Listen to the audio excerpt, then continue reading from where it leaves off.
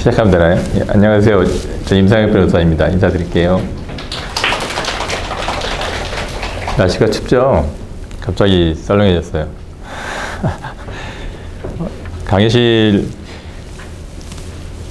제가 어떻게 하다 보니까 이번 달에만 제가 뭐 강의 발표 이게 한 8개인가 거절하는 성격이 일 못해갖고 몇 개 끊지 못하니까 그렇게 되는데, 학교 강의가 가보면 특히 딴 데도 마찬가지지만 대부분 다 이렇게 뒤에 앉아. 앞에는 텅텅 비고 뒤에 앉아요. 그래서 질문할까봐 저는 질문 안 하고 다 틀리든지 다 맞든지 하는 질문만 한두 개 하고 그러죠. 작년에도 여기 이 자리에서 한번 강의했던 것 같은데, 작년 강의 또 들으신 분은 없을 것 같고 또 듣는 분 있어요? 올해 지금이 벌써 11월이죠. 3주 전쯤에 잘 들리나요? 예, 3주 전쯤에 건국대 로스쿨 학생들이 한 10몇 명 찾아와가지고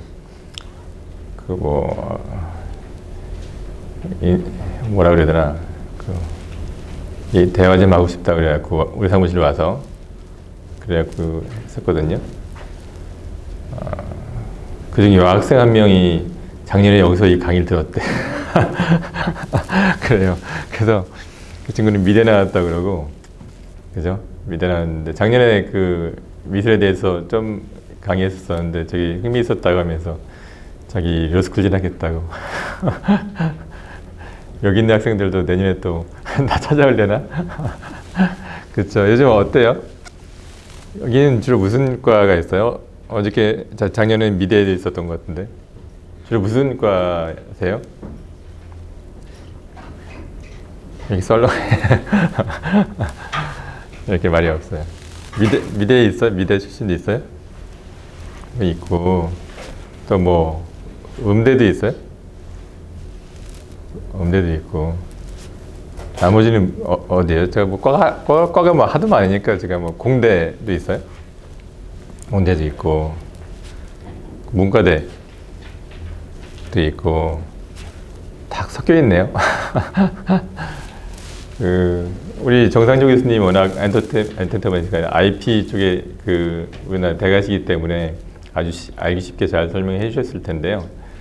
그래서 사실 이쪽 엔터테인먼트, 콘텐츠 비즈니스, 미디어법, 이쪽은 대부분이 저작권이 가장 핵심이 되는 권리죠. 그래서 혹시 이쪽에 관심이 있으시면 저작권법에 대해서 좀 더 공부를 해두시면 좋아요. 공부를 어떻게 하냐? 저작권법 책을 보려고 서점에 딱 가면 안 돼요. 책이 막 1000페이지가 넘어가. 참, 그것부터 기가 죽어갖고 안 돼. 근데 왜 이렇게 책이 1000페이지가 넘어가냐? 국내, 해외, 교수님들 입장에서는 더 알기 쉽게 설명을 하시기 위해서 국내외 사례들을 다 이렇게 갖다 소개하시기 때문에 책이 이렇게 두꺼워진 거예요. 사실 그거 빼면 제가 보기에는 한 50에서 100페이지 정도로 가능하지 않을까 생각 들어요. 저작권위원회나 정부기관 사이트 가면 온라인 강의 같은 것도 또 있고, 한 8시간 분량이면 다 어느 정도 들을 수 있거든요. 차라리 그렇게 시작하시는 게 훨씬 나을 수가 있고요. 또 이제 거기서 저도 뭐 저작권위원이기도 하지만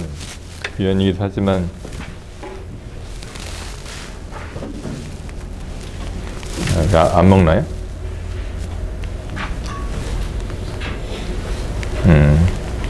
그럼 어떻게 넘기나요?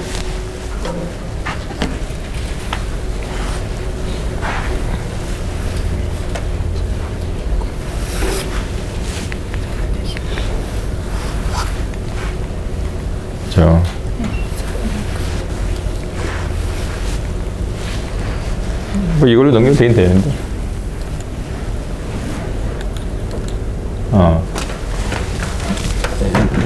책들이 많긴 한데 얇은 책들이 있어요.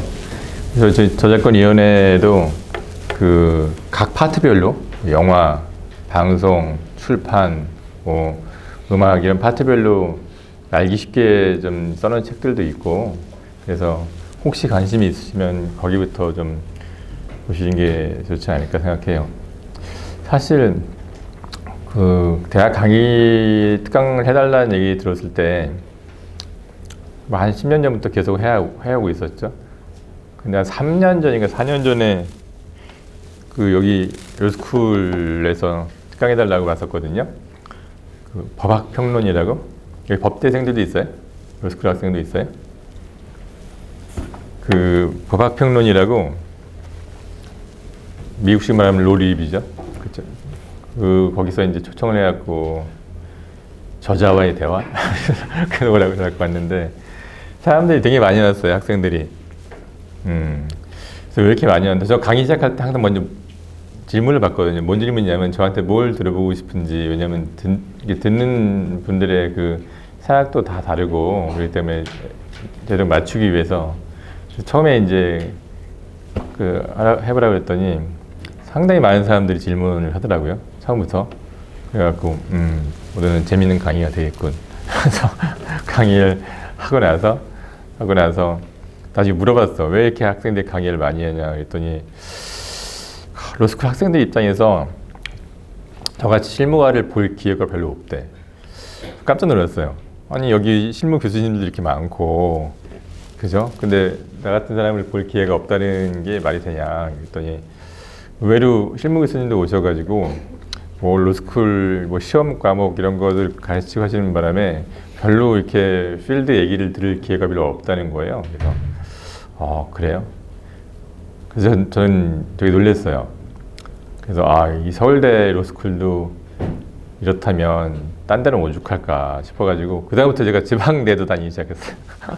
지방에 있는 학생들은 언제 저 같은 사람 실무에 볼까 싶어서 그 다음부터 이제 지방에 있는 로스쿨도 제가 이제 일부러라도 좀 다녀요. 일부러라도. 사실 지방까지 가고 거의 차비도 안 나오는데 다니고 하죠. 학생들 제가 좋아하고 하니까 언제든지 그 뭐 궁금한 거 있으면 저한테 이메일 보내시는 분도 많아요. 중학생들 보내. 내가 답변을 하다 보니까 이게 얘들 나한테 왜 보내지? 하다 보니까 아마 학교 과제물이었던 것 같아. 뭐 수행평가 이런 과제물이었던 것 같아. 그래서 뭐 중학생들도 막 보내고. 근데 중학생이 리서치를 잘했더라고. 뭐 변호사의 앞에 전망. 향후 이쪽에 뭐 보수 예상 보수까지 막 써 있던데. 그래요. 리서치를 잘했더라고. 거창 고등학교 학생들도 막 찾아오고 그랬어요. 이 정도 했으면 저한테 오늘 들어보고 싶은 거 있으세요? 편하게. 뭐 저는 뭐 이렇게 인터넷 좀 쳐보면 워낙 많은 시끄러운 사건들을 많이 해가지고 많이 나올 텐데, 오늘 오후에도 그 시끄러운 유승준 사건 그것 때문에 오늘 아침부터 계속 기자한테 전화가 오고 있는데, 그죠? 저한테 들어보고 싶은 거 있으세요? 정상적 교수님 수업 들으시면서 이 법이라는 게 어떤 건지 대충 이렇게 머릿속에 그려지실 텐데, 본인이 하고 있는 전공하고 어떻게 매치를 시킬 수 있을까라는 고민도 해보셨을 거예요. 어때요? 편하게 질문해 보시죠. 뭐 누구나. 네. 그래서 한두 명은 질문했었었는데 왜 아무도 질문 안 해? 네. 아무거나 여기 이 주제 관계없이 여튼간에 뭐 엔터테인먼트, 뭐 미술, 무슨 뭐 음악, 아니면 뭐 영화, 드라마, 게임도 갖고 와요. 게임 뭐 어떤 거나. 예, 반갑습니다. 제가 반갑네요. 예.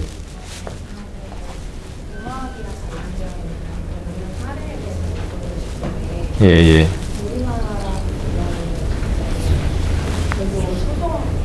소설이나 아니면 셰프님 같은 사례에 대해서 예. 소송을 거는 일이 많이 없는 것 같고, 예, 예. 오히려 합의로 끝내는 경우가 되게 많은 것 같은데, 예, 예, 예. 혹시 그런 사례가 있었으면 그 사례와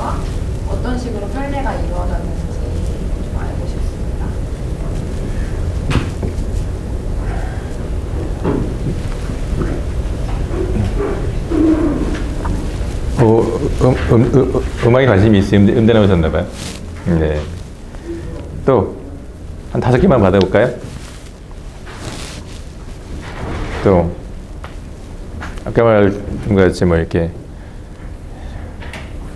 음악, 미술, 영화, 드라마, 예.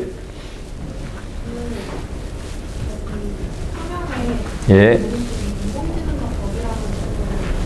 아, 예, 예, 예, 예. 몇 페이지 안 썼어요. 한 교수님 20명 같이 써가지고 여하튼간 예.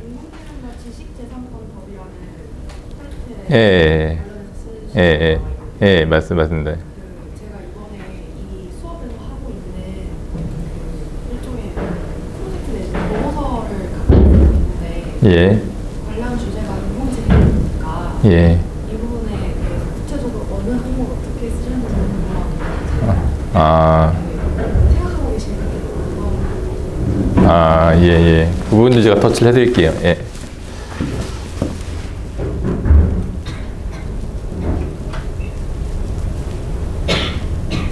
고안. 예, 또.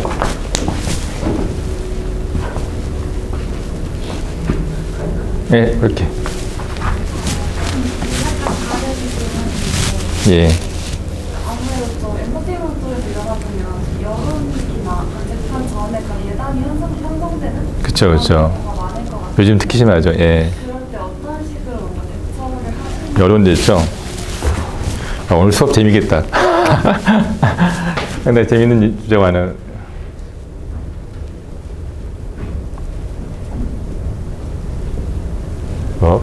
예.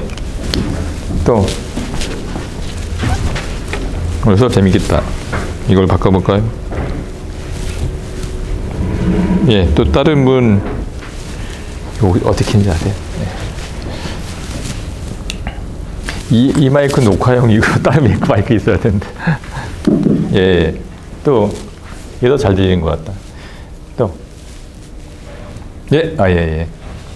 언제 뉴스에서 봤을 때 예. 엔터테인먼트 하면 약간 그 방송 쪽에서 뭐 중국이야 뭐 중국 쪽에서 표절을 했다고 이런 얘기가 예. 많이 들려오는데 예, 예, 예. 그런 약간 뭐 중국 쪽 좀 국제 사건 이런 거 다룰 때는 어떻게 예, 예, 예, 예. 예.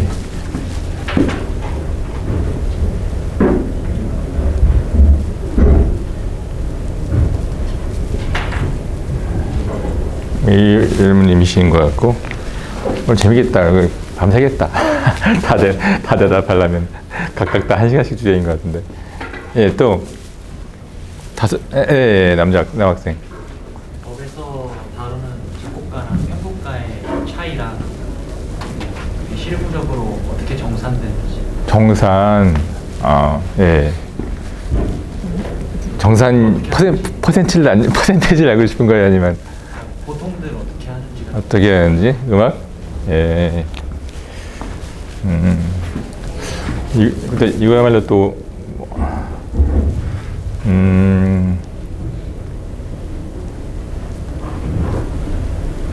법률 관계? 이 정도로 정리 안 되나요? 그죠? 또 예.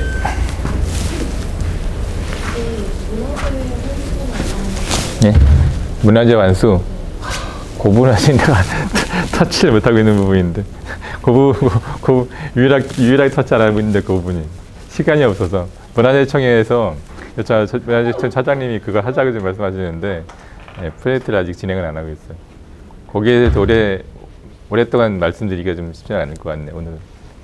내년에 혹시 오면, 내년을 대비해서 한번 그것까지 한번 정리해 볼게요. 예. 또. 예. 이번에 얼마 전에 프랑스 법원에서 스팀 게임법에 관해서 여쭤보고 싶은 게 예. 게임 중고 거래를 허락하는 예. 법안이 났었는데 예. 근데 옛날에는 CD 형태로 있다가 요즘에는 디지털 다운로드 형태로 나오는데 그쵸, 예. 권리 소진 식으로 약간 이제 사면은 이제 소유자가 할 수 있는 권리가 있다고 하는데 디지털 쪽에서는 이제 약간 게임의 형태가 바뀌었는데 그 원칙이 저는 조금 적용되기가 좀 게임 거래에 있어서 권리손실이 적용되냐 이거 말씀하신 거예요? 자,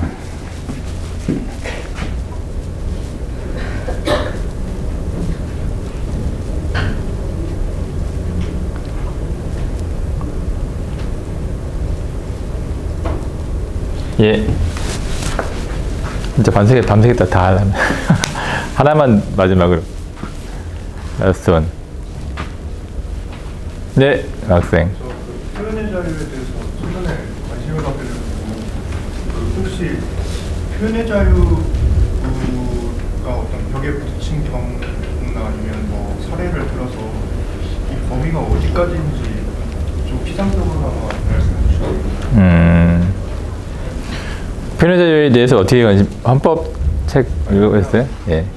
다른 수업에서 예. 과제물로 하다가 예.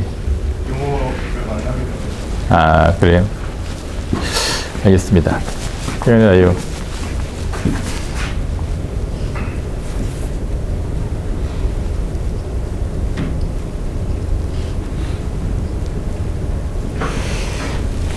예, 알겠습니다. 질문 많이 해주셔서 감사합니다. 오늘 재밌는 강의가. 사실 근데 이렇게 듣고 시작을 해야지 좀 제 수업 들어와서 좀 얻어가는 게 있어야 되잖아요. 그냥 표면적으로 듣고 나가면 재미없으니까. 예, 그런 것 같아요. 뭐부터 해볼까요? 음악 표절. 사실 지금 말씀하셨지만 음악이, 맨날 표절 문제는 맨날 시끄럽죠. 사회란 내지 연애란 보면 누가 누구 베꼈냐니 말았냐니 맨날 1년에 몇 번씩만 나오고 그래요. 근데 어떻게 끝나? 좀 있으면 잠잠해지던지 자기들끼리 뭐 딴 걸로 분쟁이 번져가지고 막 감정 싸움하다 끝나기도 하고 막 이러잖아요. 그럼 그게 제가 이제 음악 표절 분쟁을 이제 2개를 했었어요. 2개를 했었는데 하나는 이제 봄봄봄 그죠? 봄봄봄 노래에 대한 표절이 있었고 또 하나는 뭐죠? 영화 주제곡인데 무슨 영화였죠? 그 아줌마 할머니로 바뀌는 영화 있었죠? 왜? 응? 성한 그녀가 아니었는데 하여튼간에 그 영화 주제곡에 대해서 2개를 했어요. 그래서 내가 오랜만에 이제 음악 표절 분쟁이 많지가 않다 보니 내가 한번 정리를 한번 해봐야겠다. 그래서 의욕이 차가지고 친한 판사 후배한테 야 이봐 그 법원에서 음악하고 표절 뭐 저작권 침해 이렇게 키워드 넣어가지고 판례 다 잡아고 나한테 보내보세요. 그래가지고 딱 보내왔는데 몇 개 안 돼. 그래서 다 뽑은 거야. 다 뽑은 거래. 그래서 그래? 그래서 왜 그거밖에 없지? 그래서 찾아봤어요. 찾아봤는데 정말 60년대부터 판례가 있긴 있어요. 근데 거의 없어. 해방 이후로 음악 표절 관련 판결문이 한 10개? 10개에서 15개? 그나마 좀 읽어줄 만한 판결문은 한 서너 개? 이게 왜 이러지? 제가 놀랬다니까, 그 질문에. 제가 놀랬다니까. 아니, 이렇게 맨날 이렇게 시끌시끌한데, 어떻게 음악 관련 판결문이 좀 읽어줄 만한 판결문은 서너 개밖에, 최근 거, 그것도. 서너 개밖에 안 될까. 이해가 안 갔어요. 왜 그럴까요? 이게 분쟁이 있어도 그게 이제 법원까지 가갖고 해결되려면 생각보다 시간이 좀 걸려요. 그죠? 우리나라 법원에서 1심 받으려면 최소한 6개월 걸리는데 우리는 되게 길다고 생각하죠. 6개월이요. 전 세계 유례 없이 빨리 재판하는 나라 중에 한 명이에요. 우리나라가. 일본에서 배우러 와요. 아니, 한국은 어떻게 이렇게 빨리 재판해요? 일본에서 재판 배우러 와요, 우리나라에. 어떻게 이렇게 빨리 재판할 수 있냐. 그죠? 그러니까 외국 가면 훨씬 더 길어지고, 우리나라가 좀 빨리 재판해서 6개월인데, 일반적인 사건을 놓고 보면. 근데 음악은 한 1년 넘게 걸려. 왜 그러냐 하면, 음악이 생각보다 딴 사람들이 접근하기가 되게 쉽지가 않아요. 일단 음악 이론을 좀 알아야 되고, 하다 보니까, 대부분의 기존에 이제 법조인들도 마찬가지고, 그 판사님들도 마찬가지야. 그 본범범 사건 같은 경우는 서부지방법원에 걸렸었는데 그 액수에 따라서 단독 사건 합의부가 있다는 거 혹시 아시죠? 손해배상 청구 액수에 따라서 이게 3억 이상이면 이제 합의부로 가고 이제 그 이하면 이제 단독 사건이 이제 합의부는 세 분이 재판하신 거고 합의부는 단독 사건 혼자 재판하는 거잖아요. 그때 그 당시까지는 1억인가 됐을 거예요. 청구 금액이 실제 청구 금액이 1억도 안 됐을 거야. 8천 얼마였나? 딱 그랬으니까 단독 사건으로 갔어요. 첫날 재판장님이 한숨을 푹 쉬더니 원고 보고 그 소송 금액 좀 높일 수 없어요.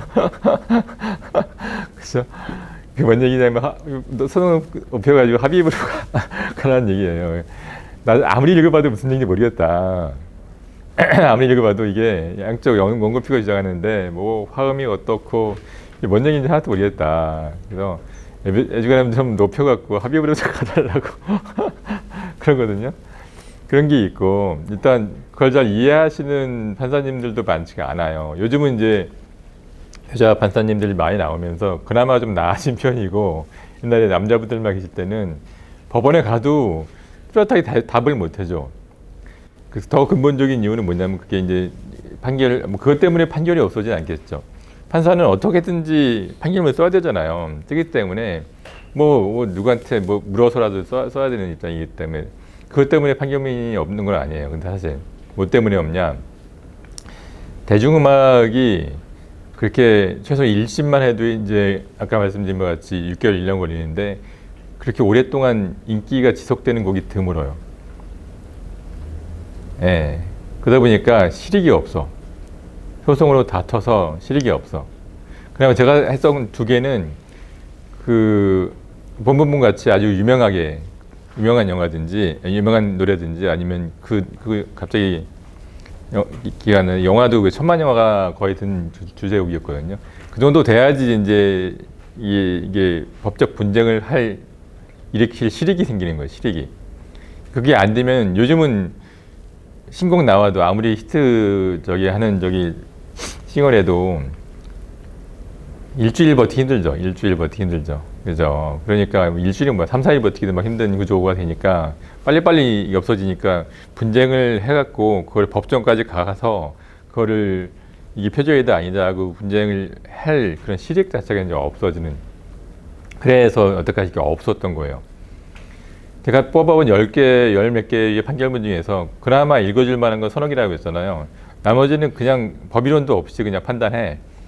뭐 음악이론도 없이 그냥 판단을 하고 그냥 정말 어떻게 말하면 옛날식으로 그냥 뭐 사또 판결이라고 하는 그냥 판단해.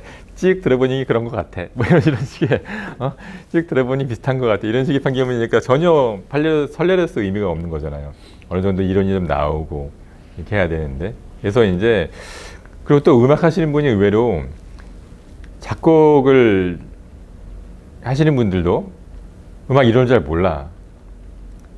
그냥 기타 갖고 이렇게 작곡을 하지. 맨 처음에 첫날부터 뭘 갖고 원고하고 피고하고 분쟁하냐면 그 악보가 그 악보가 아니다라고 싸워. 이게 뭔 소리야? 그 악보가 그 악보가 아니다라고 싸워. 왜냐면은 우리가 대중음악 이렇게 인터넷에 떠 있는 거 있잖아요. 차트 떠 있는 거. 그거는 나중에 팬들이라든지 거기서 체보한 거야. 체보. 작곡가가 쓴 게 아니고 체보한 거야. 체보한 거다 보니까 나는 그게 아니었어. 내 악보는 그게 아니에요. 이렇게 나와요. 보통 원고도 작곡가고 피고도 작곡가겠죠. 그죠? 둘이 싸우는 거니까. 내 곡엔 그 악보가 그게 아니에요. 그래서 그게 무슨 소린가 듣고 있으면 그렇게 얘기해요. 이게 처음부터 그냥 기타 갖고 하면서 서로 이렇게 주고받으면서 작곡하기 때문에 악보 자체가 일단 없어. 예, 그런 구조가 되죠. 그리고 또 우리 사무실에 우리 서울대 음대 나온 후배가 하나 있어요. 후배가 하나 있는데 맨 처음에 내 밑으로 들어올 줄 알았지. 그 친구도 조양대 로스쿨 나와서 조양대의 이기호 교수님이 변호사님 아끼는 제자 한 명이 그 변호사님 밑으로 가니까 그 음악도 표절 음악 문제 이거 저기 좀 잘 좀 해주세요. 많이 알려주세요. 그래서 저야 뭐 그렇지 저도 음악 안 한 거 없었는데 다행이네요. 그래서 우리 팀으로 못 왔어요. 지금 부동산 팀 가 있어. 그게 왜 그러냐면은 우리 사무실 같은 경우는 이제 리크루팅 커미티에서 그 딱 뽑아놓고 맨 나중에 그 분배하는 구조다 보니까 우리 팀이 이제 뭐 저만 있는 게 아니라 지재권 팀이니까 기술 특허똑도 있으니까 뭐 변리사 출신 애들, 그렇죠. 그리고 공대 나온 애들, 이런 애들이 아무래도 더 우선되고, 또 저작권도 요즘 사실 기술 문제 굉장히 많거든요. 하다 보니 걔가 그애 우리 팀 못 왔어. 그래갖고 우리 사무실 내면서 애들 막 시끌시끌 했는데, 부동산 팀 가 있지. 그래서 내가 그 친구한테 불러가지고 그 사건도 이제 같이 하자 우리 하면서 이제 진행을 했었는데, 음대에서도 표절 안 배운대. 맞아요? 그죠? 음대에서도 표절 전혀 배운 적이 없대. 예, 물론 이제 음악을 잘 아는 분이 이제 그걸 하면 나아지겠지만, 하여튼간에 지금 현재는 앞으로도 그래서 음악 표절 관련해서 이게 판례라는 게 왜 중요한 줄 아세요? 이 또 콘텐츠 업계에서 판례라는 게 왜 중요한 줄 아세요? 판례가 생겨야지 사람들 인식이 바뀌어요. 아, 일반 필드에 있는 업계에 있는 사람들은 그게 어디까지가 불법인지 몰라요. 제일 답답할 게 뭐냐면은 뭐 저한테도 뭐 법률상담 찾아오잖아요. 아, 자기 거기 자기 작품이 표절당했어요. 갖고 와갖고 가만히 들어보면은 저작권법이 인정하는 그 사람의 권리 범위보다 보통 훨씬 더 많이 생각을 해요. 예.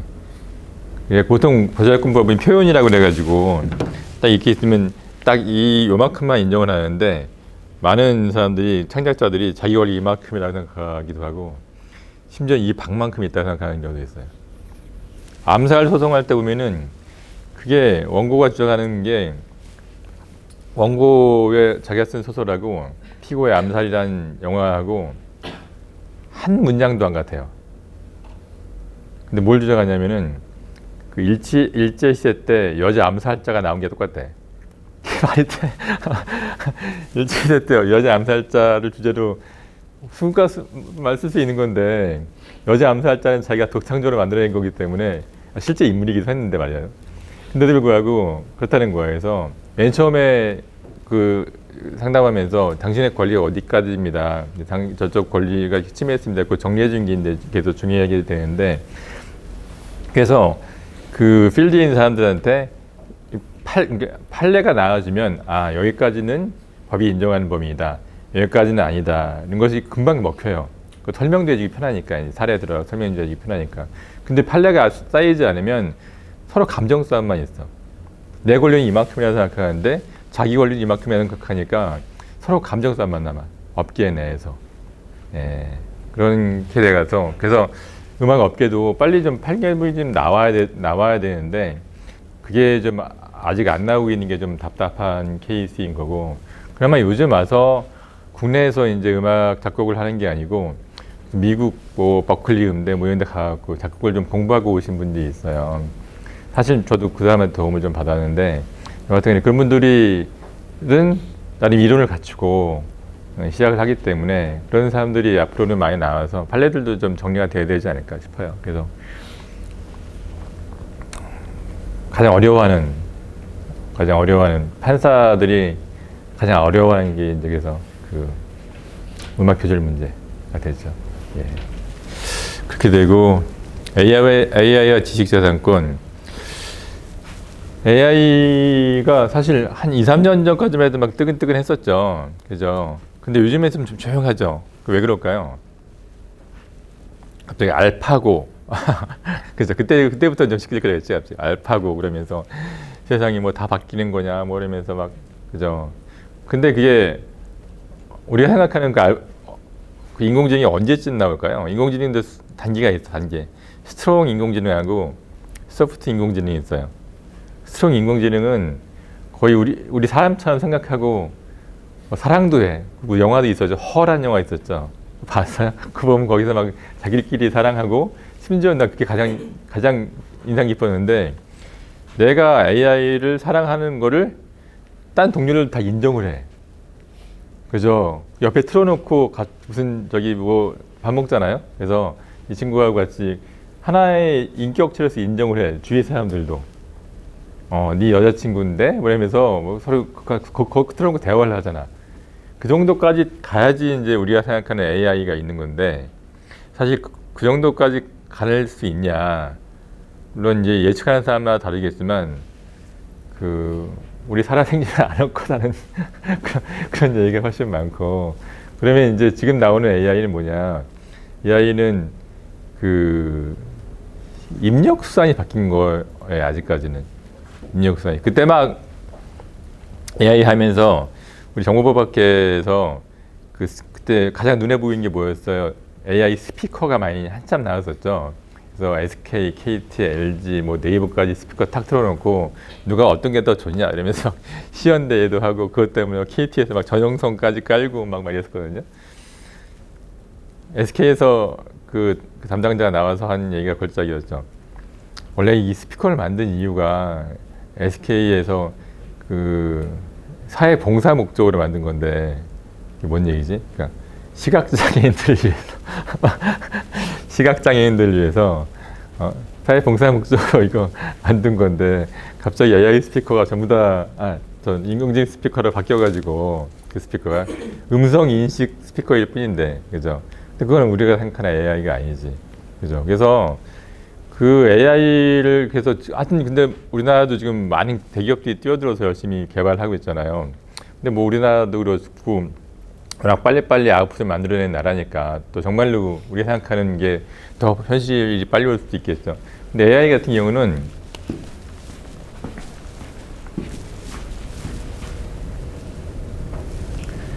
얘가 이제 딥러닝하면서 학습을 한다고 그러잖아요. 수많은 자료를 갖다가 학습을 한다는 얘기인 거고, 그걸 통해서 이제 어떤 뭐 의사 판단을 하거나 스스로 아니면 어떤 얘기를 한다는 건데, 이게 아웃풋이 나오는 건데요. 이 두 가지 측면에서의 문제가 생기죠. 이제 여기서 개발하는 과정에서 뭐 불법 복제를 하거나 아니면 다른 불법적인 방법을 통해서 이제 가져오거나, 여기서 생기는 다른 권리와의 충돌 문제가 생기고, 얘가 잘못 판단하는 문제가 또 생기잖아요. 그죠? 뭐 어떻게 말하면 뭐 살인을 하거나, 그죠? 살인 지시하거나 여러 가지 이제 문제가 생기기 때문에 요 두 평면은 많이 달라요. 그죠? 근데 저도 이제 AI 때문에 그래서 뭐 강의도 많이 하고 다녔었는데, 하면서 느낀 건 뭐냐면은 이 뒷평면은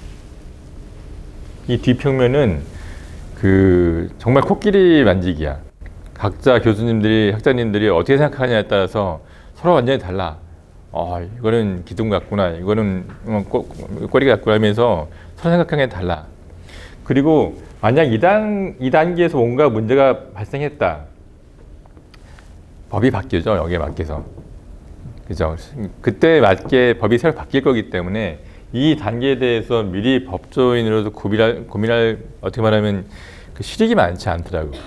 예. 우리는 2단계에서 지금 고민하는 거고, 그래서 지금 저 책에 쓴 것도 요 단계에서 특허 침해 문제, 저작권 침해 문제 이쪽을 주로 이제 였고, 요거는 이제 이 AI가 점점 구체화되면서 새롭게 만들어지면서 그 다음 아웃풋이 좀 더 눈에 보이면 거기에 맞게만 뭐 특별법이 만들어지거나 기존 법률이 바뀌고 하면서 대응하는 문제가 되지 않을까 생각이 들어요.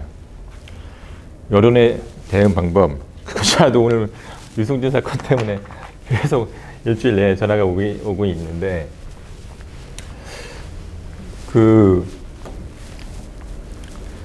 우리나라 기자가 너무 많죠. 그죠? 기자 너무 많죠. 그리고 트레이닝을 안 받은 기자들도 많아요.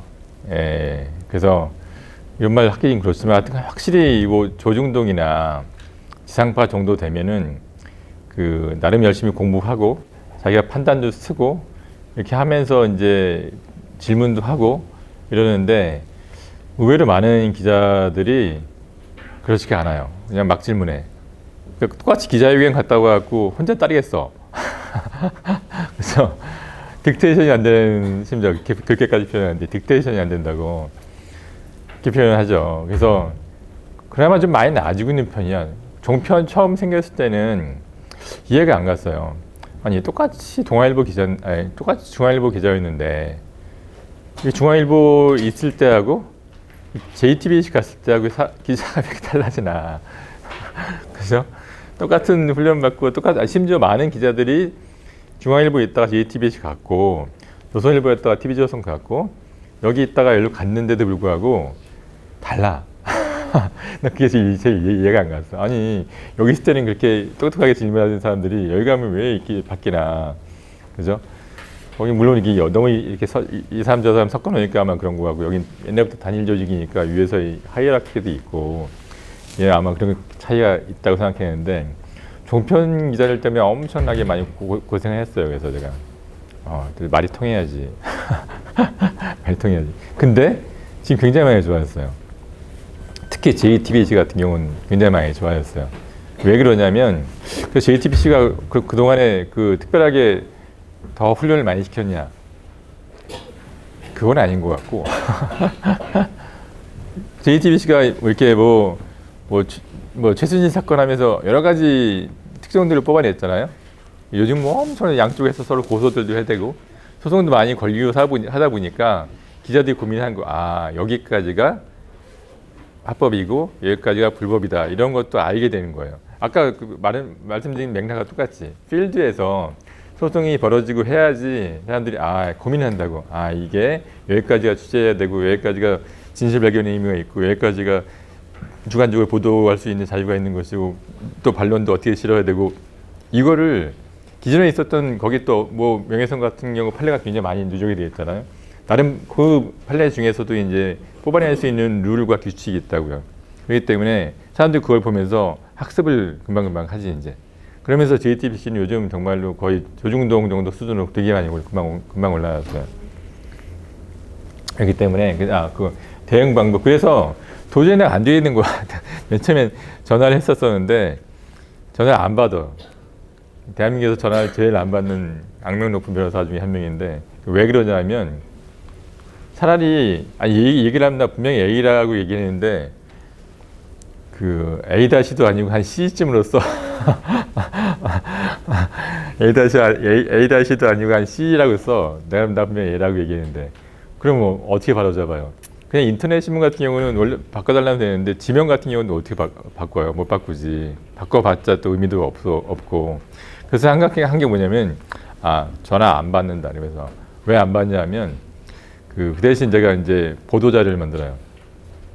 보도자료를 만들어서 일제 배포를 한 다음에 그다음에 가만히 있어요. 그러면은 대부분 그 보도자료를 이제 컷앤 페이스트해서 속보 경쟁이니까 그냥 그대로 올리잖아요.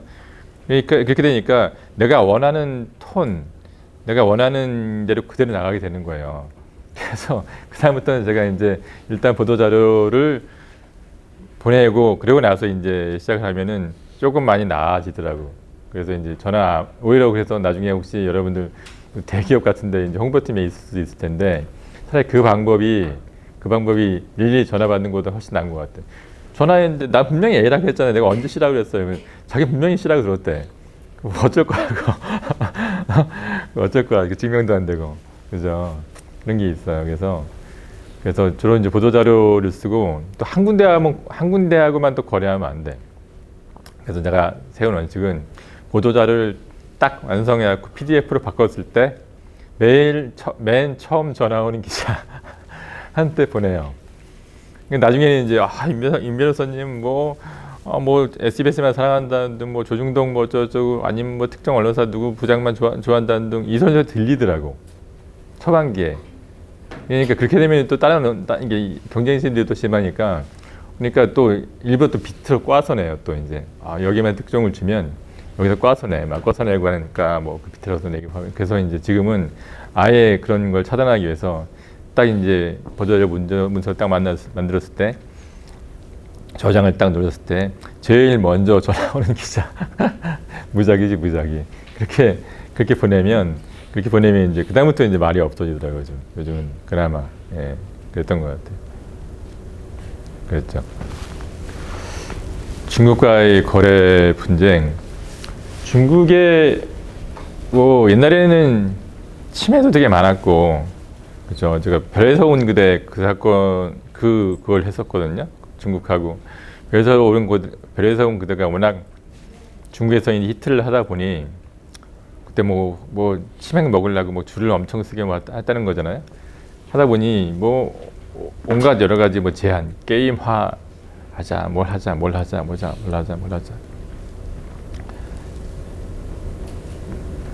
근데 중국도 요즘 많이 좋아졌어요. 요즘 수입 잘 안 하죠, 우리나라에서 뭐. 중국 자체가 이제 콘텐츠가 되게 많이 좋아졌고, 특히 게임 같은 경우 우리나라보다 더 좋게 만든다고 지금 얘기를 하고 있고. 근데 중국에서 이제 가장 인기 있었던 게 방송 포맷이었죠, 포맷. 포맷을 갖고 와서 그냥 베끼는 그런 수준인데, 중국이 나라가 크잖아요. 성이 52개인가 되는데, 그 성이 다 꼭 미국 같아요. 다 우리나라만 하잖아요. 그래서 뭐 후난성에 무슨 후난 TV 하면은 맨 처음에 그런 방송국이 있어요? 그게 아니야. 거의 KBS만한 영향력과 그렇게 있는 건데, 자기들끼리도 갖다 서로 뭐 베끼고 하다 보니까 우리나라의 런닝맨 이런 게 중국에서 되게 이제 인기를 끄면서 포맷을 갖고 와서 했었죠. 그래서 이제 짝사건이라고 봤어요.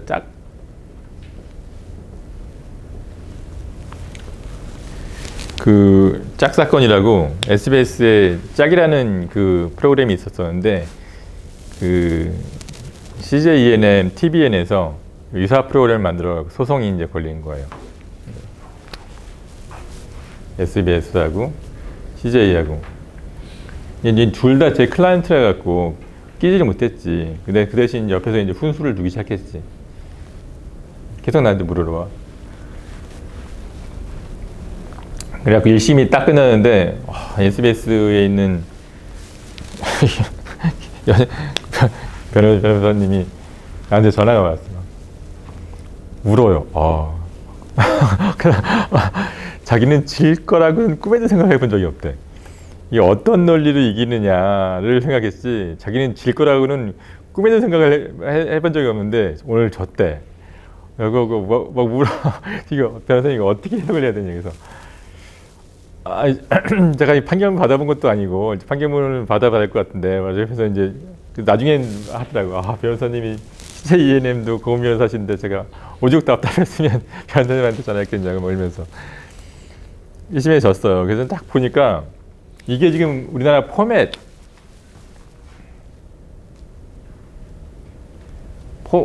저작권이라고 표현해도 되나? 포맷에 대한 권리? 예, 최초의 판결이에요. 최초의 판결이고, 최초의 대법원 판결이고, 전 세계 최초예요. 전 세계 최초. 전 세계에서 대법원 단계에서 포맷에 대해서 권리를 인정한 전 세계 최초 판결. 그래서 맨 처음에 1심 판결 딱 나오니까, 그때 정보파학회에서 이제 그때 간사를 맡으시고 계신 분이 지금 특허법원의 부장판사 계신 이기용 부장님이었는데, 그분이 그러면서 이게 녹화한다 그러는데 막 실명 얘기해도 되나? 그래서 내가 얘기했어요. 그래서 아니, 이 사건이 우리나라에서 최초로 나온 그 포맷에 대한 판결이다. 그런데 이 사건에 대해서 그 사람들이 관심이 집중되어 있는데, 근데 원고도 불만이 있고 피고도 불만이 있다. 원고는 졌으니까 당연히 불만. 근데 피고가 왜 불만일까요? 피고 TVN도 이런 프로그램, 예능 프로그램 많이 만들거든. 근데 거기서 권리 인정되지 않는다고 하면, 그럼 자기는 중국에 뭘 수출할 거며, 중국에서 어떻게 보호를 받을 거며, 이렇게 되잖아요. 그러니까 답답한 거예요. 그래서 이 TVN 역시 이 판결이 이렇게 썩 달갑지가 않아. 그래서 이제 우리 판사님한테, 우리 저기한테, 간사 맡은 전문가한테 원고도 원하지 않고 피고도 원하지 않는 판결이 나왔다. 그랬더니 이제 그런 판결이 도대체 어디냐면서 막 양쪽 입장을 들어보자라면서 세미나가 열리고, 그렇게 하면서 이 사건이 포맷에 대한 사건으로 이게 부상이 되면서 관심이 집중이 됐죠. 사실 1심, 2심, 3심까지 판결문 중에서 포맷이라는 용어는 한 글자도 안 나와요. 포맷이라는 용어 자체는 하나도 안 나와요. 근데 사람들이 다 이렇게 인식을 하고 있죠. 인식을 하고 있고, 그래서 2심과 3심까지 갔는데 대법원에서 최종적으로 인정을 했어요. 이 권리를 인정했어요. 왜 그럴까요, 그것도? 우리나라 콘텐츠가 해외에서 빨리빨리 진행해야겠죠, 이거. 몇 시까지죠? 11시까지인가요? 예. 45분까지. 큰일 났네. 이 질문만 받다가 다 끝날 것 같아. 이게 전 세계 단계에서 왜 이렇게 먼저 인정했을까요? 논문을 찾아보면은 전 세계에서 포맷에 대해서 여러분들 포맷은 예능 프로그램만 해당되는 거예요. 드라마 이런 거는 표절한 건 전혀 다른 문제. 그거는 이제 극저작물에 대한 권리 침해 문제에 나온 거고, 포맷은 뭐예요? 어떤 그 예능 프로그램의 스토리라든지 진행 방법 이런 것이기 때문에 거기에 한정되는 것이죠. 한정되는 것이고. 그래서 여태까지 그 예능 프로그램에 대해서 권리 인정해 준 판례가 거의 없었어요. 거의 없었고. 왜 그러냐면은 사실 어떻게 보면 장학 퀴즈 같은 경우는 누구든지 만들 수 있는 건데, 이 짝 같은 경우도 어떻게 말하면 남녀 간에 이제 짝짓기 프로그램이니까 이름부터 짝인데, 그래서 서로 이제 뭐 일일로 세워놓고 서로 게임도 해갖고 매칭시키는 그런 프로그램이잖아요. 수도 없이 많은데, 이것도 마찬가지인 거예요.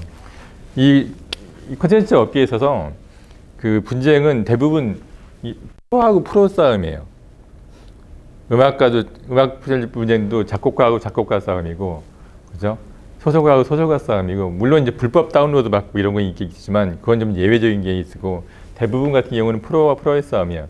만약에 A한테, 그 사람한테 여기에 대한 권리가 있다라고 인정하려면, 그럼 앞으로는 그 짝짓기 프로그램 만들 때마다 전부 다 여기 사람한테 동의를 받아야 돼.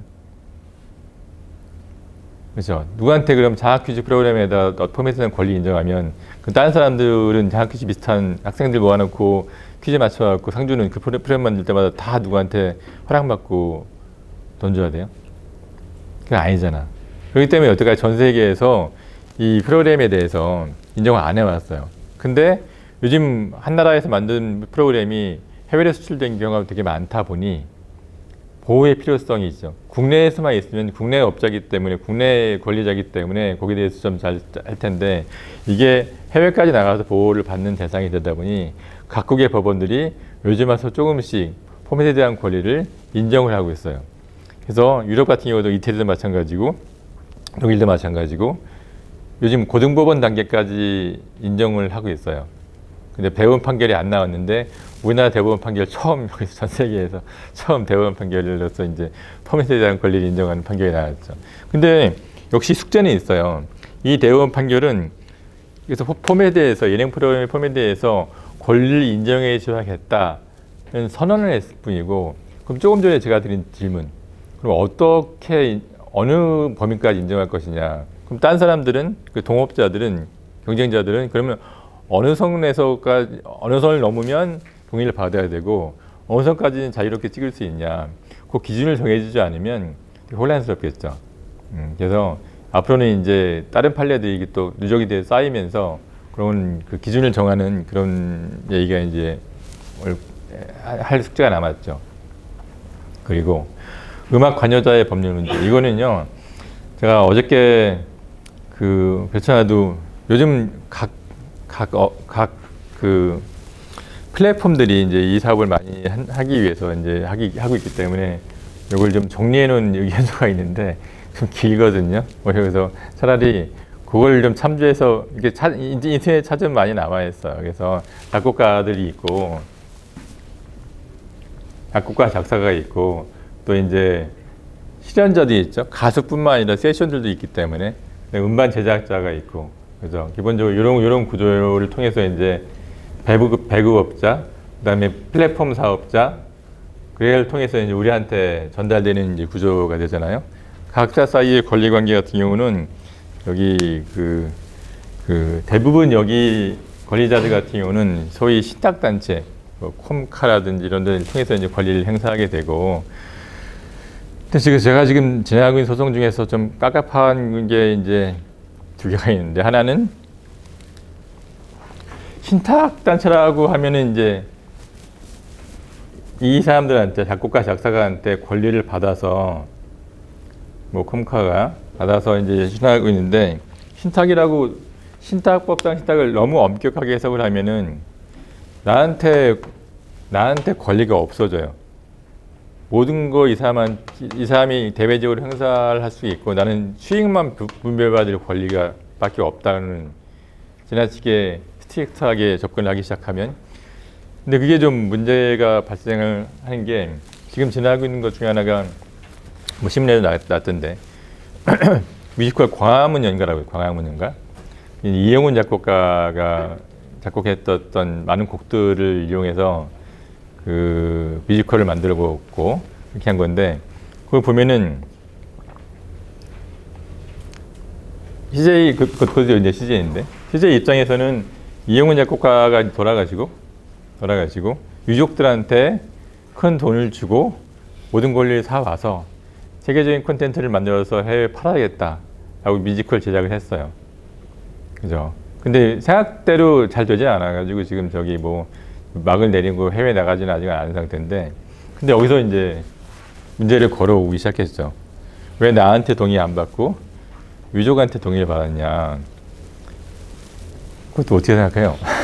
맞는 건가? 유족이 아니고 만약 본인이었다고 생각해봐요. 본인한테 동의를 받았다고 생각해봐요. 그럼 본인의 의사가 우선이 돼야 될까요? 아니면 그 신탁단체 콩카의 의사가 또 우선이 돼야 될까요? 만약 이게 노래가 뮤지컬로 만들어지고 아니면 뭐 드라마를 만들 수도 있겠죠. 또 영화를 만들어지고 굉장히 많은 변형들이 이렇게 이루어질 텐데 그 판단권을 누구한테 해줘야 될까요? 그래서 이 소송하면서 한번 그 의문을 한번 던져보려고요. 아니 그걸 권리자한테 줘야지. 자기가 작곡을 한 사람한테 줘야지. 그 왜 신탁단체가 그걸 판단하냐. 그 질문 이번에 해보려고 지금 준비하고 있는 게 있고요. 보헤미안 랩소디라는 영화도 있었잖아요. 우리나라에서 많이 봤는데 그것도 역시 영화 상영에 대한 동의를 안 받았다. 다 끝났는데 여기서 이제 소송을 또 걸어온 게 있어갖고 그런 거 같은 경우는 복잡한 권리관계가 또 있는데 어쨌간에 처음부터 여기에 퀸에 대한 권리에 대한 영국에서 신탁단체로서 동의를 받았다고 이제 주장하고 있는 그런 내용인데 그건 뭐 좀 더 그것도 뭐 표현이 나긴 나는데 나중에 아니 그게 복잡해요. 약간 복잡하고 그걸 이 자리에 설명하기 좀 쉽지 않을 것 같고 거기까지만 말씀드릴게요. 게임 콘텐츠의 IP법 적용 이건 안에도 있고 하니까 설명드리고 표현의 자유에 대한 제한 저 책을 제가 왜 썼냐면 제가 개인적으로 표현의 자유를 되게 좋아했었어요. 옛날에 고시 공부할 때도 그렇고 그래서 이 부분을 한번 정리해 봐야겠다라고 생각했었는데 요즘은 영화나 이런 거 뭐 게임도 마찬가지고 그 등급 심사 이런 게 대한 문제가 별로 없었죠. 저 책을 쓸 때까지만 해도 되게 시끄러웠어요. 아신지 모르겠지만 옥금의 나라 사건 뭐 이러면서 등급 거부 처분이 나오고 거기에 대해 다투고 헌법재판소에서 등급 제도에 대해서 위헌 판결이 몇 번 나오고 그러면서 여기에 대해서 한번 정리를 해볼 필요가 있겠다 싶어갖고 이 표현의 자유에 대해서 제가 한번 정리를 해본 거였고요.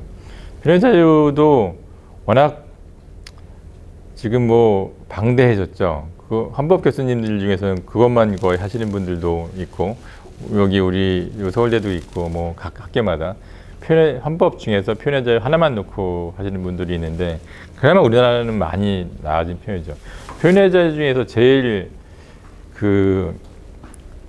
어떻게 말하면 억압하는 본인이 억압받는다고 생각하는 그게 뭐가 있을까요?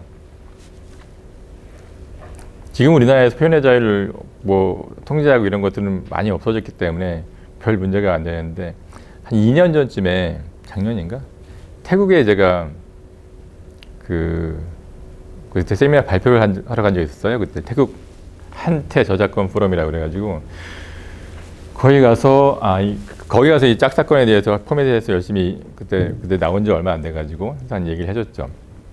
플로어에서 이제 그 Q&A 시간이 돼가지고 질문을 이제 받기 시작했어요.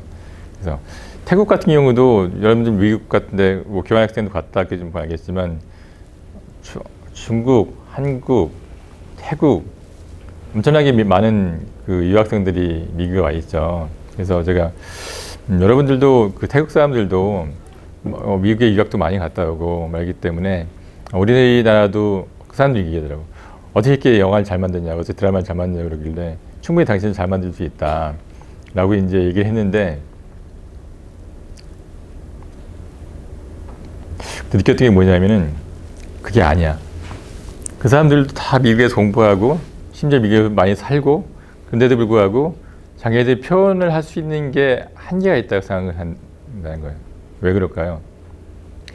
태국 같은 경우도 엄청나게 큰 종교 국가고 또 이제 왕정 국가고 하다 보니까 사회 내에서 자기 표현을 갖다가 마음대로 할 수 없는 여러 가지 요소들이 많이 있어요. 우리나라는 거기서 많이 자유롭는데, 그죠?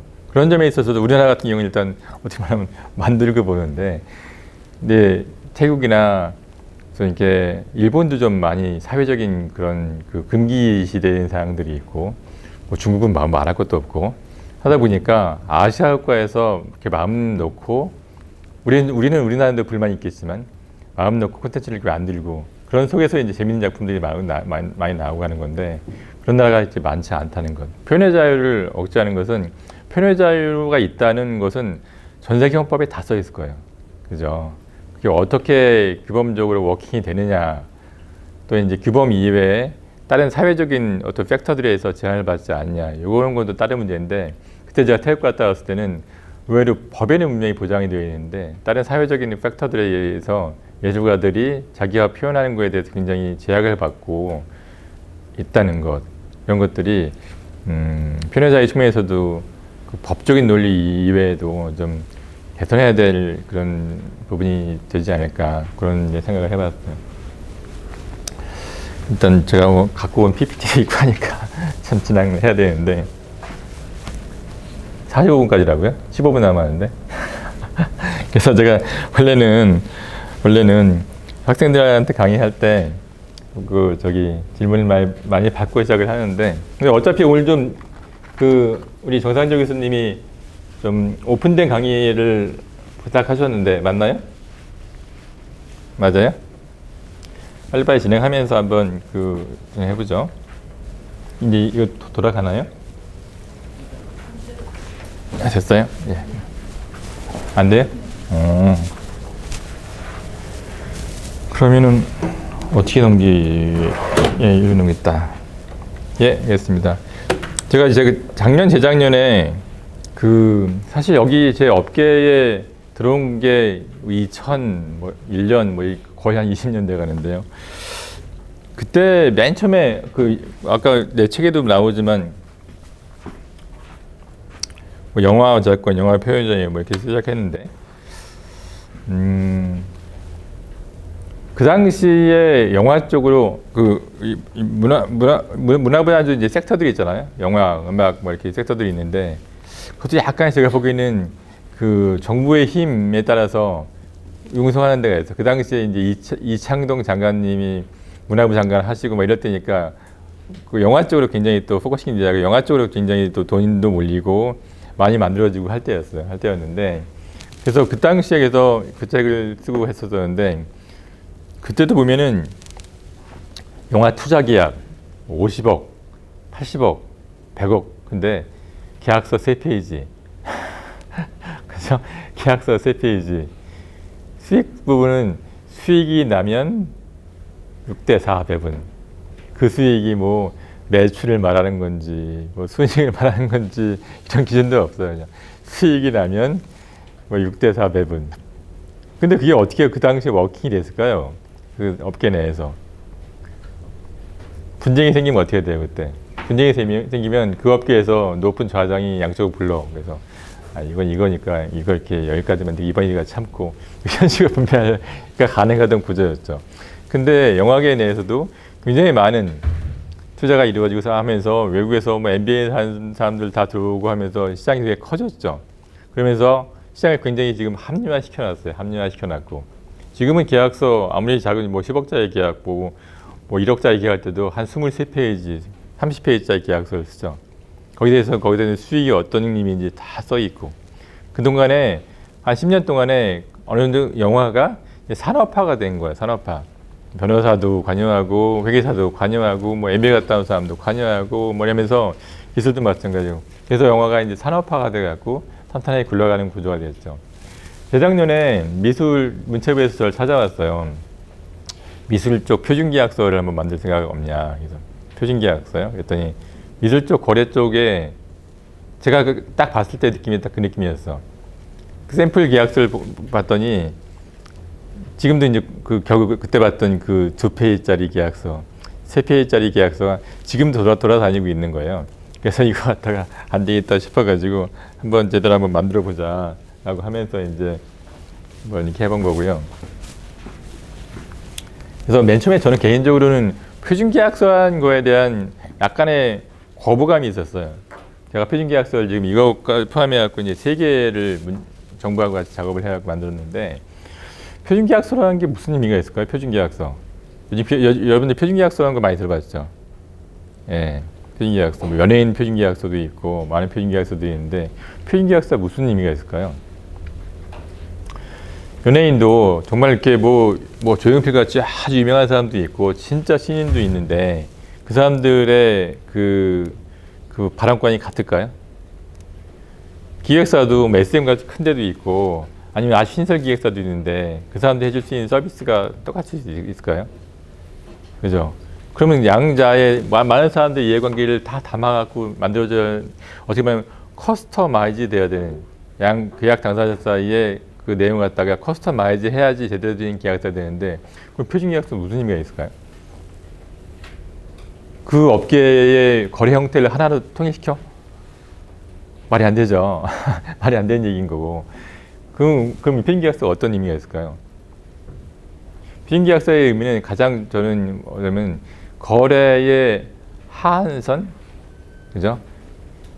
이거를 통해서 어떤 사회 복지적인 기능, 특히 뉴커머한테, 그죠? 뉴커머한테 모르잖아요. 모르기 때문에 어느 정도 이쪽이 있었던 사람들은 대충 이쪽이 어떻게 워킹이 되는지에 대해서 워킹이 되는지 아는데, 전혀 모르는 상태에서 지금 대학 졸업하자마자 딱 나갔는데 계약서 쓰자고 내밀었는데 이게 무슨 의미인지 갖다가 이제 어디 변호사한테 물어볼 수 없고, 이런 사람들한테 표준계약서가 상당히 의미가 있죠.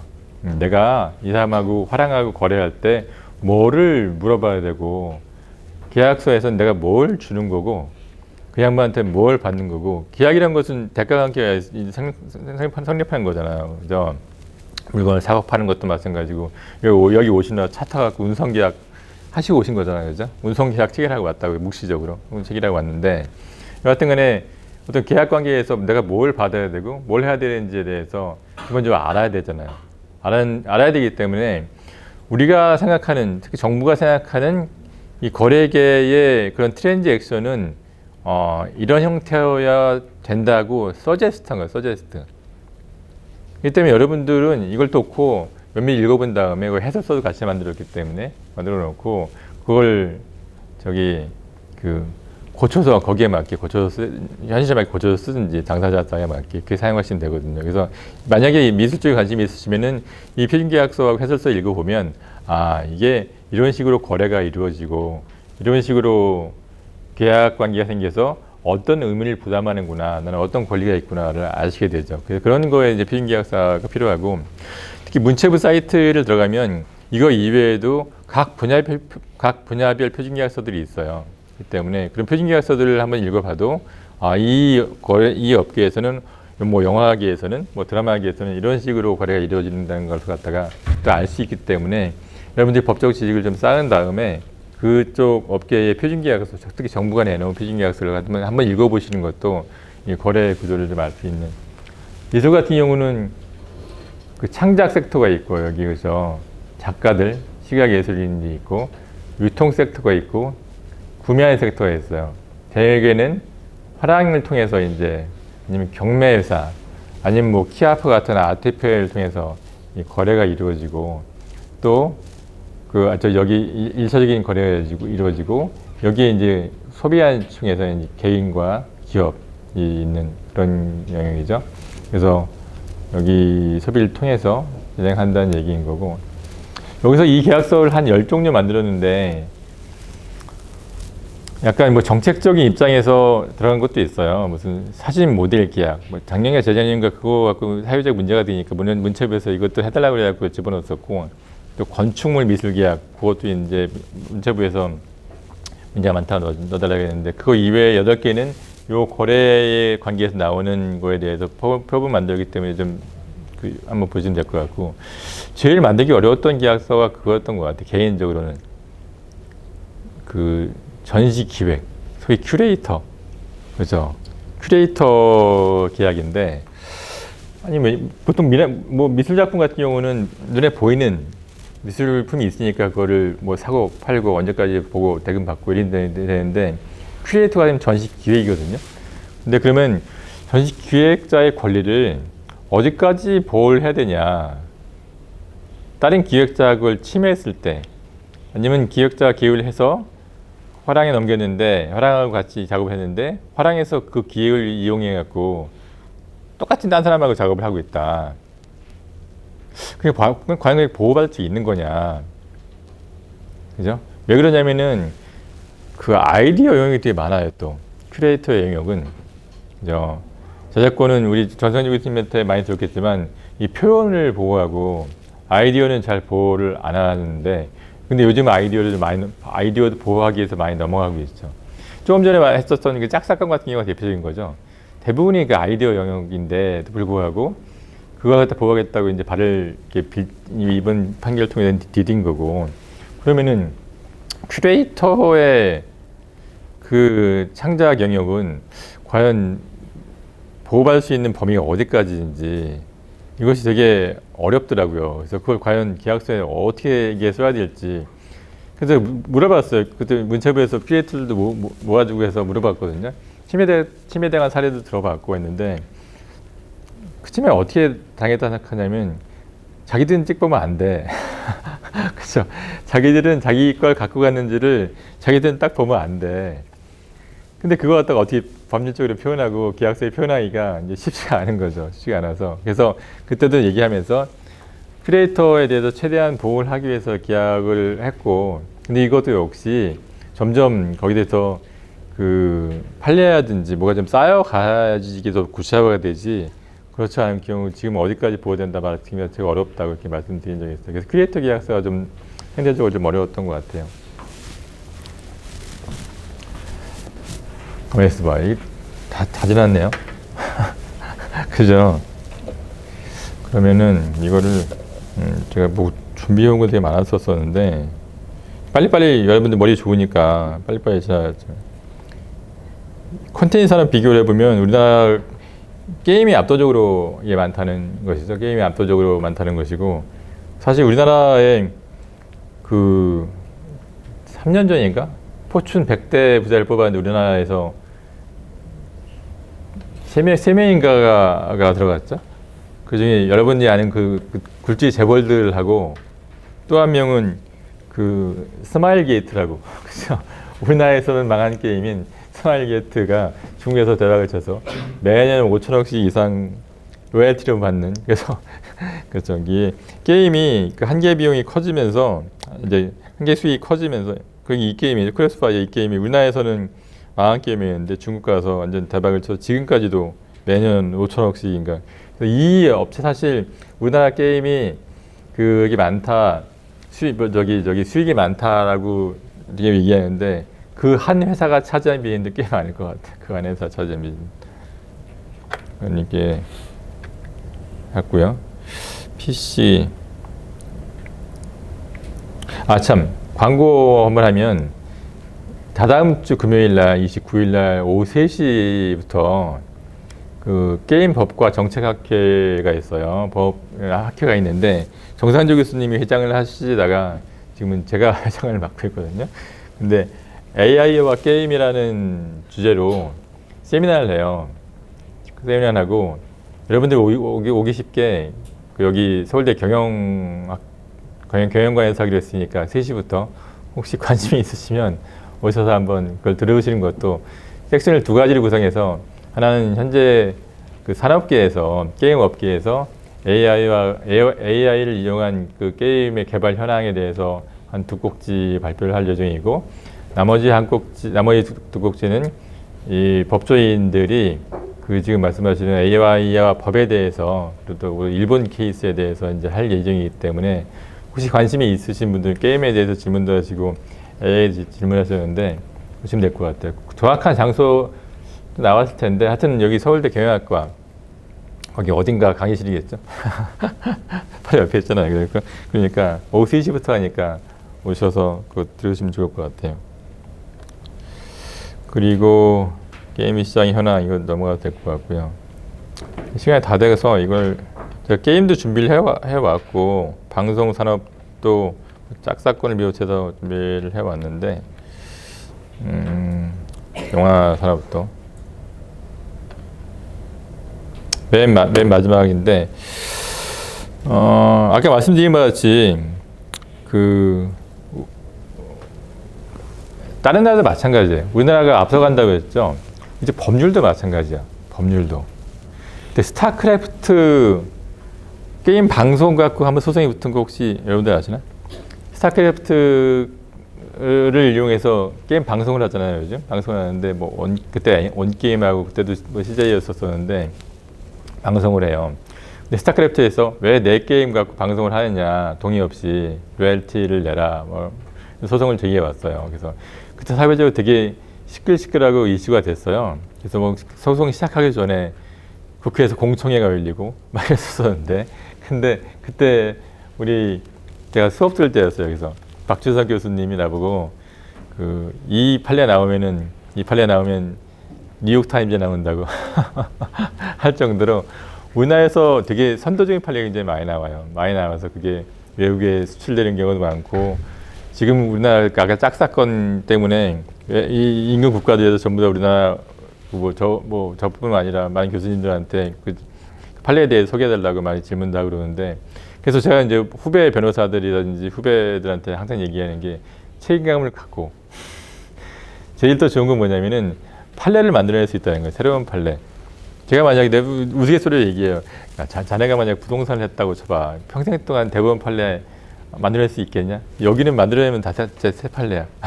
그렇기 때문에 이쪽 업계가 계속 변해가기 때문에 빨리빨리 변해가고 있고 트렌드가 바뀌기 때문에 그래서 이제 의외로 판사님들이 굉장히 변호사들의 얘기에 귀를 기울여줘요.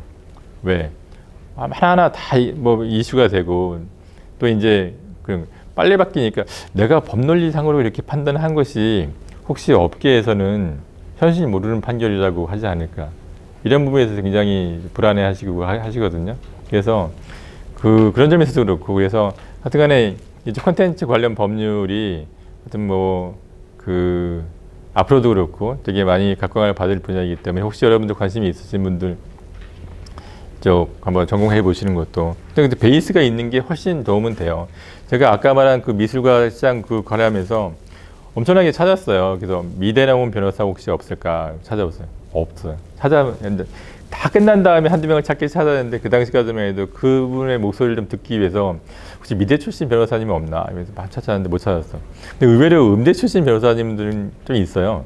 우리 사무실뿐만 아니고 다른 데도 음대 출신 분들은 변호사 하신 분들도 있는데 미대 출신 변호사는 거의 없어. 그래서 작년에 내 강의 듣고 뭐 나 때문에 그런지 모르겠지만 교수를 갔다고 하니 제가 이제 상당히 좀 기대를 해볼 생각입니다. 시간이 지나갔고 다른 수업 때문에 수업을 끝내야 되죠. 저한테. 아 그래? 언제까지?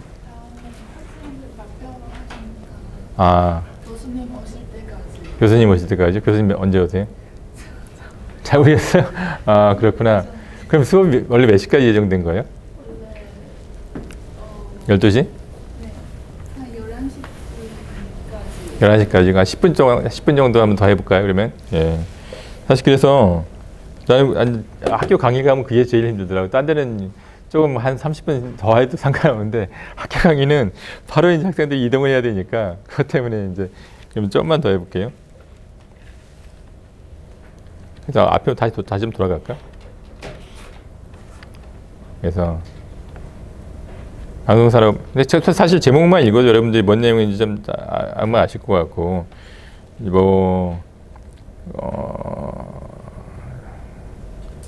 4번 같은 경우가 있죠. 4번 같은 경우가 요즘 주도권 경쟁이 결국 저작권 쪽에서 콘텐츠 분야에서 가장 중요한 트렌드 뭐냐면 크게 세 가지인데 하나는 뭘 것 같아요?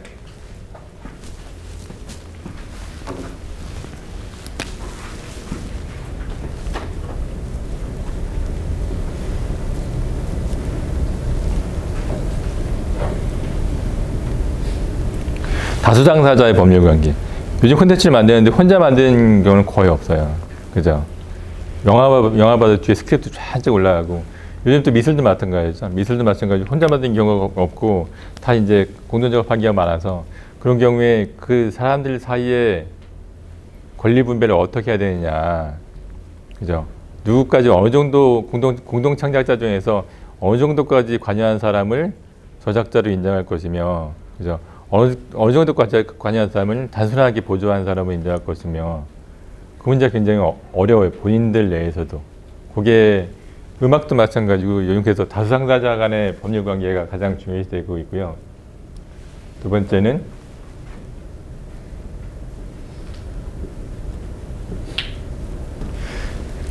뭐 하나 만드는데 되게 돈 많이 들죠, 요즘.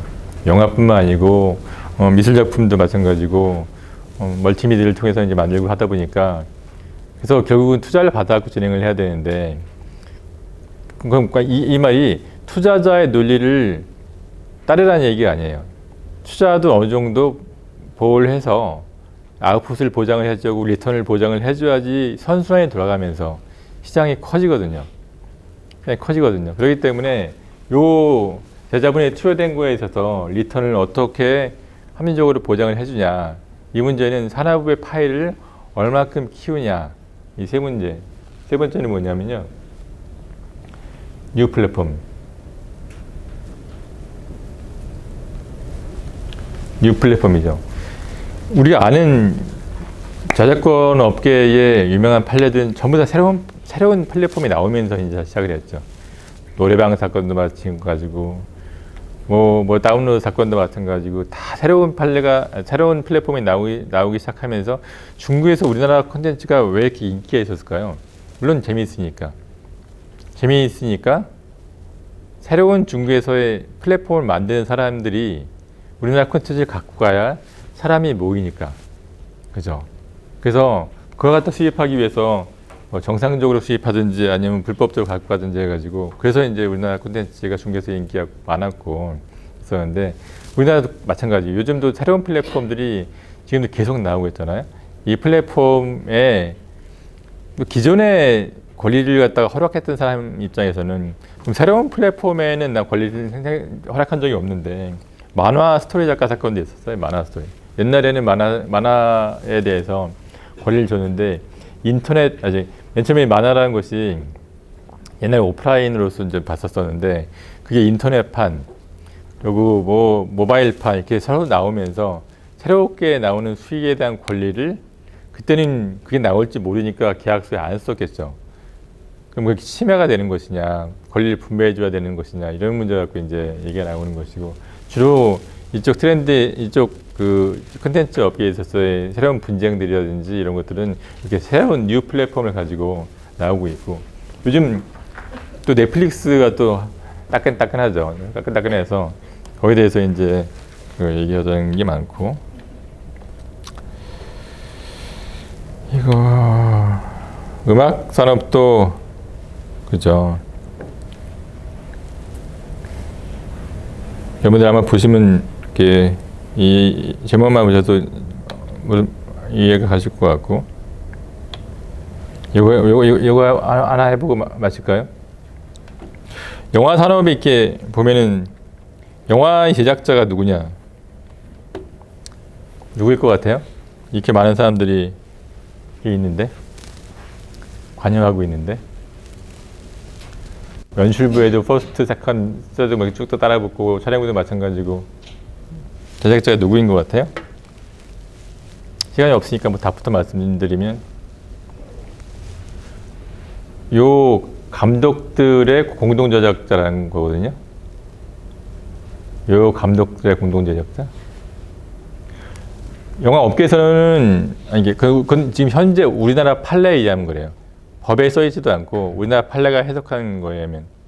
영국 같은 경우는 아예 영화 제작자한테 모든 권리를 갖다 처음부터 귀속시키는 나라도 있고, 그게 더 합리적이라고 얘기를 하는 사람도 많이 있어요. 왜 그러냐면, 이 권리 관계가 너무 복잡을 하다 보니까 나중에 권리 처리가 안 돼요. 제작자 중에 한 명이라도 좀 여기서 권리 처리가 안 되면 나중에 치매 문제가 항상 발생이 되죠.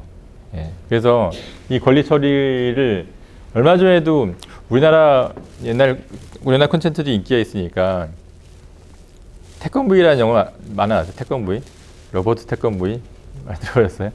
로버트 태권브이를 현대에 맞게 새롭게 뉴 콘텐츠에서 전 세계에 한번 크게 한번 해보겠다라고 해서 모 영화 배급사에서 태권브이의 판권을 가지고 있다는 회사를 인수를 했어요. 그 작업을 같이 해줬었는데, 근데 이 태권브이라는 영화가 70년대 영화잖아요. 그죠? 7, 80년대 영화인데 계약서도 좀 시원치가 않고, 그래서 이게 여기 뭐 지금 생존해 있는 분도 많지가 않고, 근데 이게 다 권리가 넘어가서 이 사람을 통해서 구매가 돼야 되는데, 이 아래쪽의 권리들이 뭐 생존하는 사람도 많지 않고 하다 보니까 그 권리 처리를 갖다가 어떻게 할 것이냐가 지금 굉장히 큰 문제가 됐어요.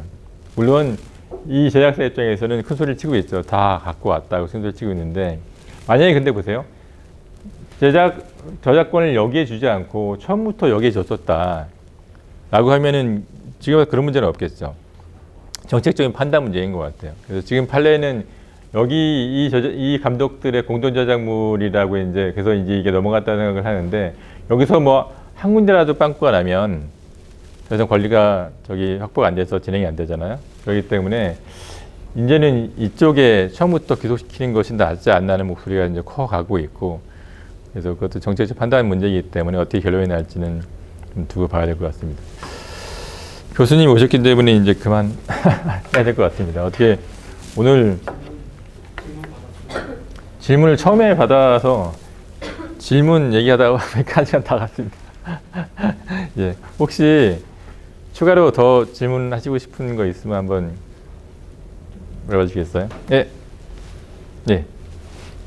아까 말씀하신 영화 저작권 같은 경우는 혹시 시나리오를 쓴 각본을 쓴 시나리오 작가에게는 저작권이 있죠.